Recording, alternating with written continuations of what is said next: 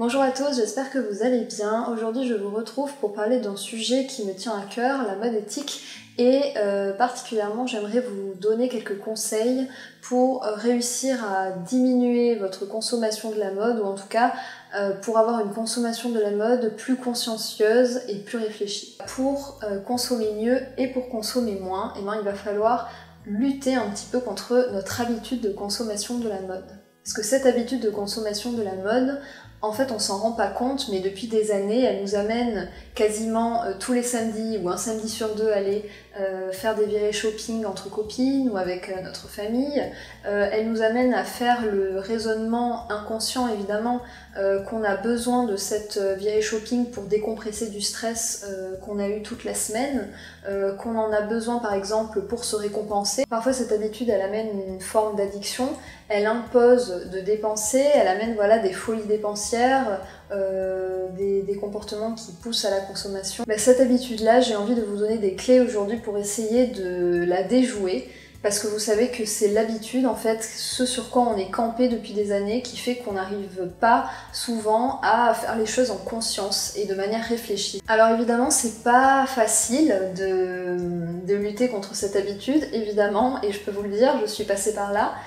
C'est pas facile parce qu'en fait on vit dans une société de consommation, on vit dans un monde où l'incitation à l'achat est permanente. Je pense par exemple aux blogueuses dont je fais partie, les blogueuses qui vous montrent constamment des nouvelles choses à acheter. Je pense au turnover des marques de fast fashion qui renouvellent leur collection toutes les 2 semaines et donc qui toutes les 2 semaines imposent des nouvelles tendances et de nouvelles choses à acheter pour être dans la tendance, pour être à la mode. En fait, il faut constamment se rendre dans ces enseignes de fast fashion et renouveler de manière incessante son placard. Donc c'est pas facile de lutter, si on peut dire, contre cette habitude de consommation. Et pourtant, si je suis là aujourd'hui en fait et que je vais essayer de vous apporter quelques clés, c'est parce que je peux vous assurer que ça fait un bien fou de retrouver quelque part un petit peu son indépendance par rapport à cette habitude et devenir un petit peu le maître ici, le maître chez soi et décider de quand, oui ou non, on a envie d'acheter des vêtements. La première chose, je pense que ce serait de prendre conscience du bien que ça pourrait nous faire de consommer moins. Donc ça peut être évidemment, selon chacun, ça peut être différent. Ça peut être le fait de faire des économies par exemple, ça je pense que ça parle à tout le monde. Acheter moins, ça revient à faire des économies. Ça peut être le fait de ne pas participer à une société de consommation qui n'a pas de sens, qui va droit dans le mur et qui n'a pas de sens. Ça peut être l'envie de se déculpabiliser, d'acheter énormément des vêtements qui ont été fabriqués dans de mauvaises conditions et qui polluent la planète. Ça peut être le fait de lutter contre une sorte d'achat compulsif qu'on sait remarquer, qu'on regrette en général, essayer de lutter en fait contre cette frustration. Ou ça peut être par exemple pour se désencombrer du superflu, que ce soit dans sa tête ou dans ses placards. Donc faire le vide, consommer moins, voilà. Essayer de voir ce que ça pourrait nous apporter à nous. Selon moi, le plus important, mais ce n'est pas forcément facile d'y arriver tout de suite, c'est de distinguer le besoin de l'envie. Le besoin, en fait, c'est une fois qu'on a fait un petit peu le tri dans son placard et qu'on voit ce qu'on a, on identifie des besoins, donc des pièces qu'on a réellement besoin d'acheter parce qu'elles manquent. Et donc dans ce cas-là, on va décider d'aller les acheter. L'envie, en fait, elle va sous-tendre l'achat impulsif. L'envie, ça va être ah, ce truc, je le veux, et ça va tout de suite activer un achat qui en fait ne correspondait pas à un besoin et qui potentiellement finira dans un placard et peut-être ne sera jamais porté. La question est-ce que j'en ai besoin, en fait, elle doit venir en amont de chaque achat qu'on fait. Et ça, c'est une astuce que je pourrais vous donner, c'est d'avoir une liste de besoins, une liste de vêtements que vous avez besoin d'acheter et de n'aller faire du shopping qu'avec cette liste et de ne jamais en sortir. C'est la liste de vos besoins. Vous n'avez pas besoin d'acheter autre chose que ce qu'il y a sur cette liste et vous vous y tenez. La deuxième astuce qui permet de distinguer un besoin d'une envie, parce que c'est pas forcément facile, et je le sais très bien, dans le feu de l'action, devant cette magnifique robe, vous savez pas forcément comment réagir et vous avez vraiment envie de considérer que c'est un besoin, vous trouvez toutes les excuses possibles et imaginables pour vous prouver que si vous en avez besoin. L'excuse que je pourrais vous donner, c'est de prendre du temps. De laisser quelques jours en fait entre le moment où vous voyez cette robe magnifique sur le cintre et le moment où vous l'achetez. Et dès lors que le temps est passé, l'hystérie est partie. Et voilà, une fois que vous n'êtes plus dans le feu de l'action et que vous n'avez plus du coup cette espèce de pulsion qui vous pousse à l'acheter, vous pouvez réfléchir. Est-ce que j'en ai besoin? Et donc dans ce cas, je retourne l'acheter. Est-ce que je l'aime beaucoup et j'ai encore envie de l'acheter? Et dans ce cas-là, j'y retourne. Ou est-ce que vous l'avez complètement oublié? Et dans ce cas-là, heureusement qu'on a économisé quelques euros et un petit peu de place dans le placard. Une astuce que j'aime beaucoup, c'est le fait de consacrer une cagnotte à tout ce qu'on a renoncé à acheter et donc de reporter cet argent qu'on a renoncé à placer dans un vêtement qui n'aurait pas vraiment servi, de le replacer dans une cagnotte dont on a identifié l'objectif. Par exemple, je sais pas, vous rêvez de vous offrir un sac Stella McCartney, si vous l'achetez d'occasion, vous en avez pour, je sais pas, entre 300 et 600 euros. Si vous l'achetez neuf, vous en avez entre 1000 et 1500 euros. Et bien vous avez cette cagnotte, et à chaque fois que vous refusez d'acheter quelque chose, que vous y renoncez parce que vous avez jugé que vous n'en aviez pas besoin, que vous n'en auriez pas fait bon usage, et bien cet argent-là que vous n'utilisez pas, vous l'inscrivez dans la cagnotte qui est pour le sac Stella McCartney. Et au bout d'un moment, vous serez peut-être capable de vous l'offrir.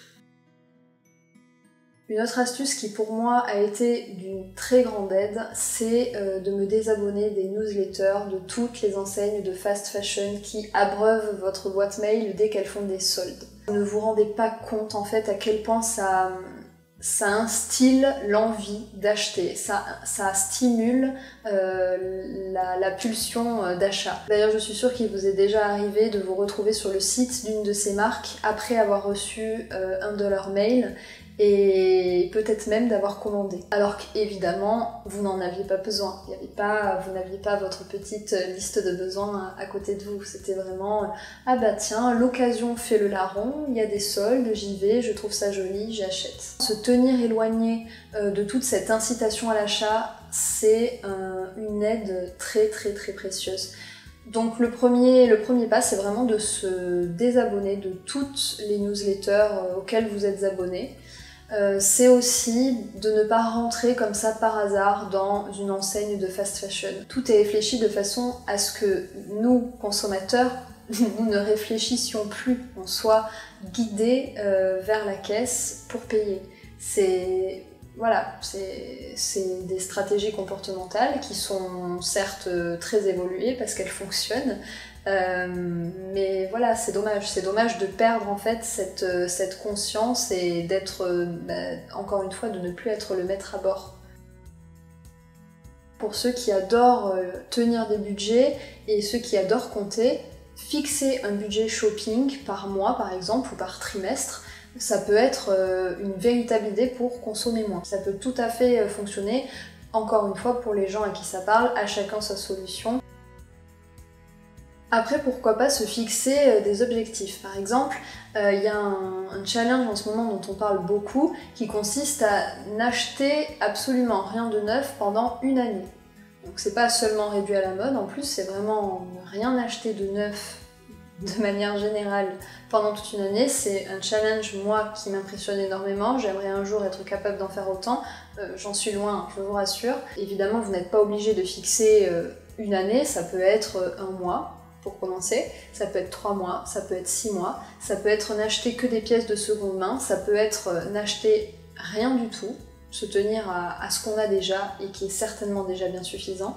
À chacun son challenge, à chacun ses objectifs, chacun sait le mieux ce qui pourrait fonctionner pour lui.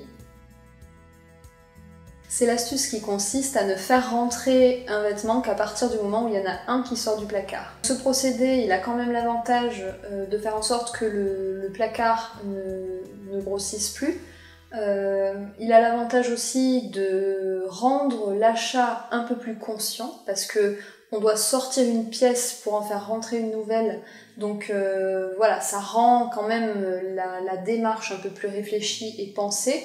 Mais le problème, c'est que on ne dépense pas forcément moins pour autant. C'est pour ça, par exemple, que quand on va sur les plateformes de vente d'occasion, je pense à Vinted par exemple, on voit des vendeuses qui vendent énormément de vêtements qu'elles ont achetés de la fast fashion et voilà, qu'elles renouvellent de manière incessante, elles achètent énormément, elles revendent énormément, et etc. etc. Donc c'est vrai qu'en choisissant cette méthode, si on perd de vue que le but c'est de consommer moins, et ben il y a quand même un risque de continuer à consommer tout autant, voire plus, parce que voilà, rien n'empêche de renouveler son placard de manière incessante.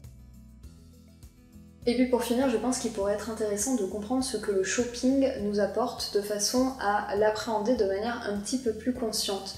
Par exemple, est-ce que le shopping nous permet de...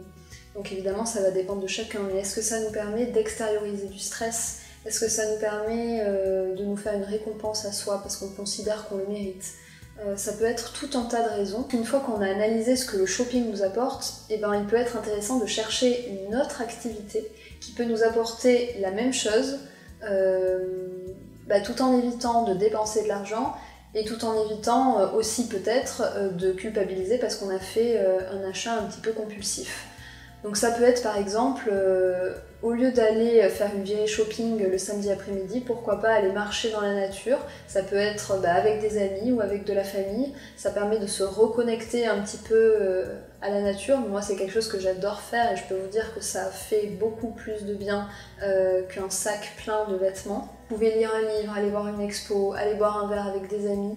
Bref, il peut y avoir tout un tas en fait d'activités qui vont vous apporter beaucoup plus que des vêtements de plus dans votre placard qui vont vous encombrer non seulement votre placard mais aussi votre tête. Voilà, donc j'espère que toutes ces petites astuces et réflexions pourront vous être utiles pour diminuer votre consommation de la mode ou en tout cas consommer de manière plus consciente et réfléchie et que ça vous aura donné quelques clés pour commencer, pourquoi pas dès aujourd'hui, à consommer moins et à consommer mieux. Je vous laisse likez cette vidéo si elle vous a plu, si vous l'avez trouvée utile. Je vous laisse aussi me dire en commentaire s'il y a des sujets que vous voudriez que j'aborde en vidéo. Et puis n'hésitez pas aussi bien sûr à vous abonner à la chaîne, ce qui me ferait vraiment plaisir. En attendant une nouvelle vidéo, je vous fais de gros bisous.